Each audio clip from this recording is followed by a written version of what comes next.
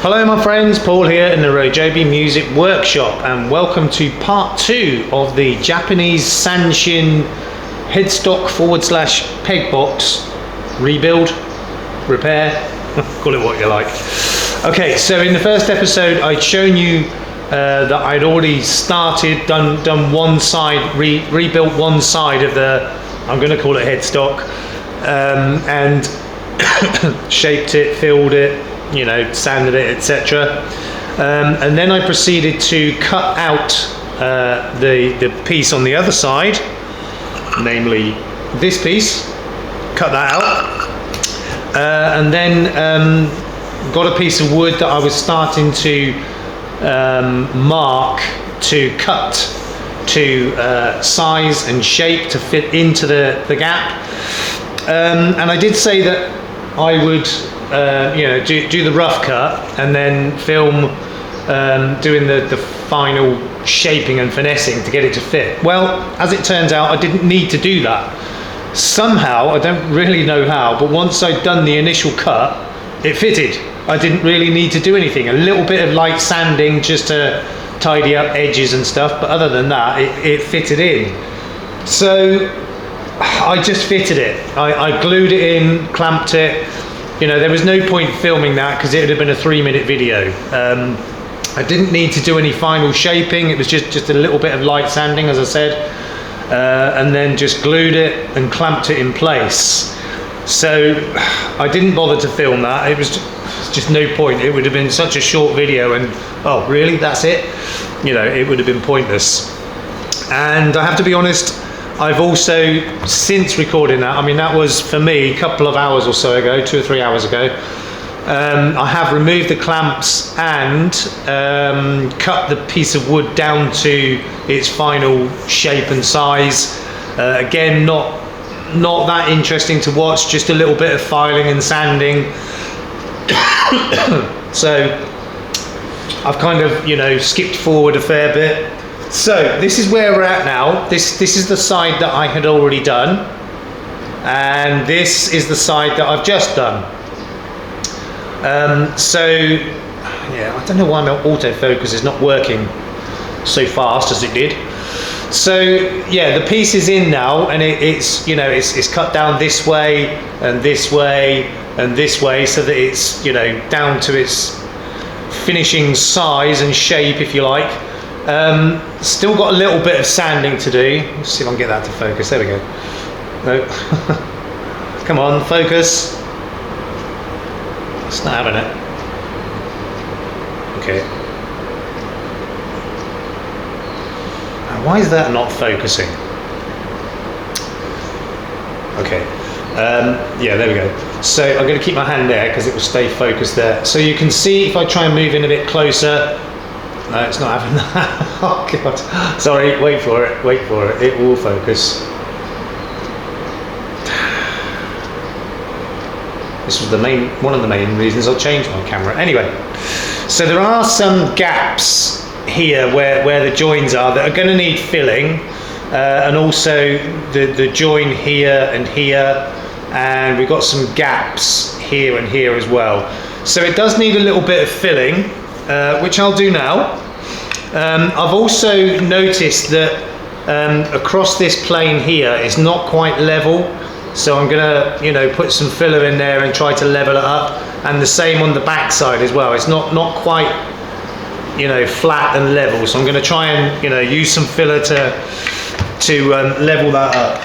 Anyway, so let's try not to move that lead too much. Okay, so that's where we're at. I'm gonna just zoom in. Okay, so I've got some filler here, and I'm going to let me just zoom in a little bit more, just fill in those gaps, and as I said, try to level the front and back as well. I'm gonna need to get some more filler actually. This is not looking too happy anymore, and this is just wall putty, and it works really well. I don't actually have any proper wood filler. I usually make it when I need it, but for these tiny little gaps, it's not as good as this wall filler, to be honest. Okay, so just filling in those gaps. I mean, like I said, the aesthetics really don't matter because it's all going to be veneered in the end. Making a mess there. Yeah, so it's just to fill in the gaps to, well, to give the extra strength as much as anything else. Although it doesn't give a great deal of strength, to be fair. Right, so try and level these bits up as well. This bit's kind of tricky because I've got to sort of follow a curve.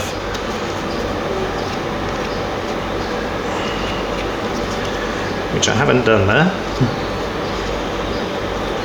Let's try and put a tiny bit more in there. That's way too much.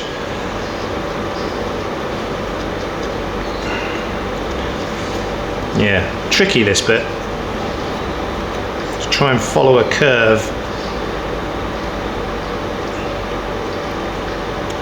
How's that looking? Terrible. I'm going to have to put quite a bit in and then sand it back once it's dry.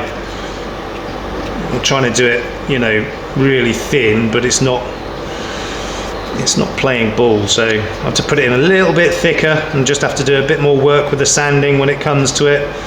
Not a big problem, because this stuff sands really easily, so it's nice stuff to work with actually. Right, same that one. Yeah, this back portion just here is a little bit tricky. We've got some angles going on there, so I'm gonna have to layer it on pretty thick and then level it out afterwards, so it does look a bit messy. Okay, and back side.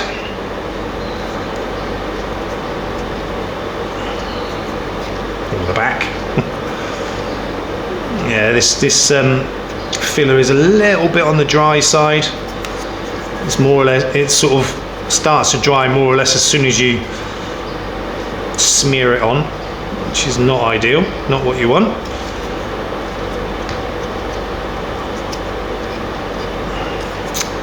Yeah, okay. Right, so it's done. I mean, it looks messy, but like I said, it sands really easily, so that'll all come good when I come to doing that part. So now, as I said, I've got to try and sort of level that bit. It's a bit tricky. I mean, if it was all one solid piece, it'd be easy. I'd just sort of skim it across like that, and we'd be more or less done. But because of this slot in the middle, it makes it a bit trickier, but we'll see how we go. So first of all, I'm just going to kind of lay it on down that bit, and same this side. Just kind of spoon it on at this stage, get on quite a bit, and then try to sort of skim across the whole thing, get it level. It's a bit tricky.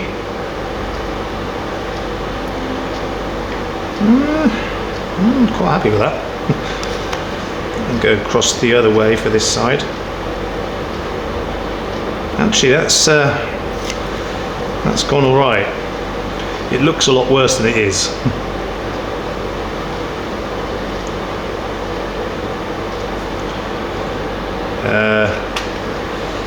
I'm going to leave it at that before I mess it up again. And same on this one. Just get a ton of it on there first.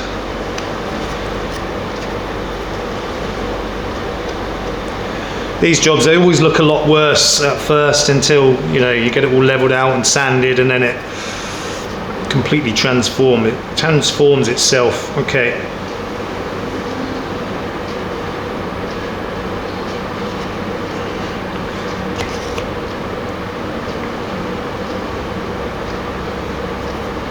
that side didn't quite go so well, and I'm getting in a right mess here.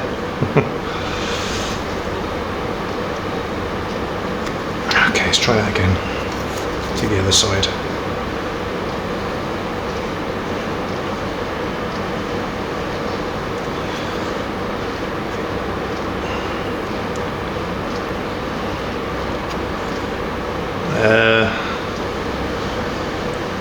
A bit more on the edge there.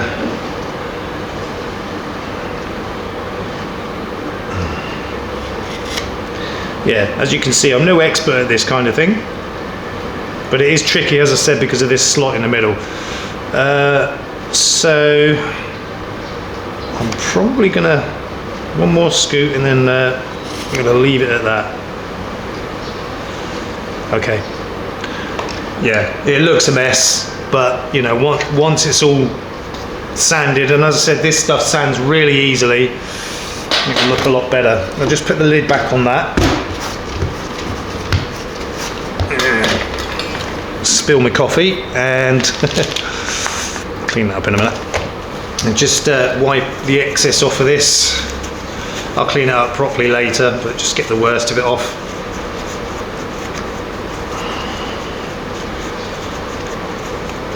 Yeah, do that in a bit. Okay. Right, so that's, yeah, pretty short video this time.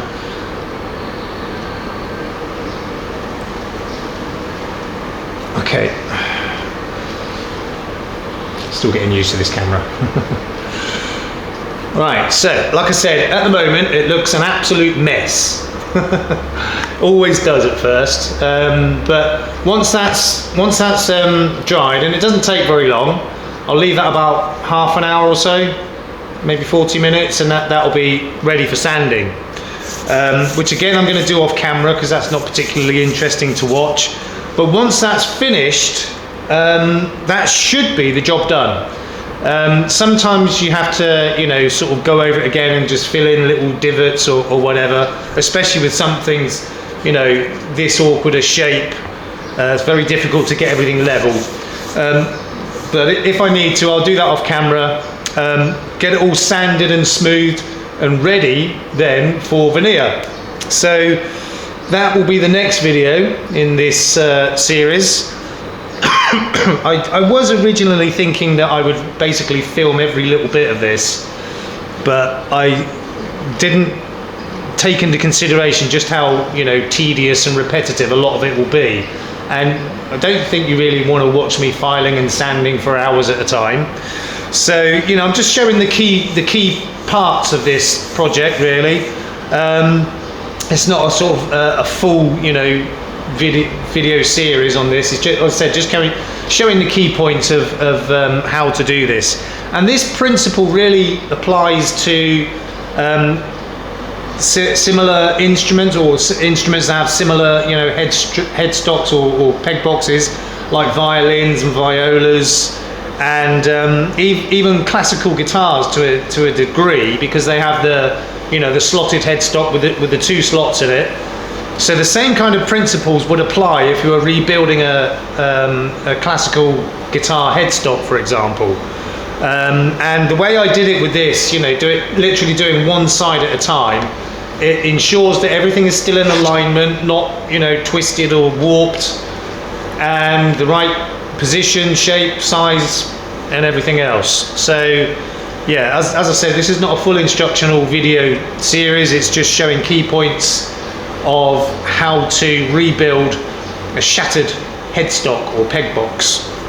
So as I said, I'm going to let that dry for 30 or 40 minutes, and then get it all sanded smooth, and then part 3 will be perhaps the even more tricky part of veneering the headstock, because as I said, the awkward shape, you know, the curves and the contours in all different directions, and it's going to be tricky, and I kind of think it's not going to go well.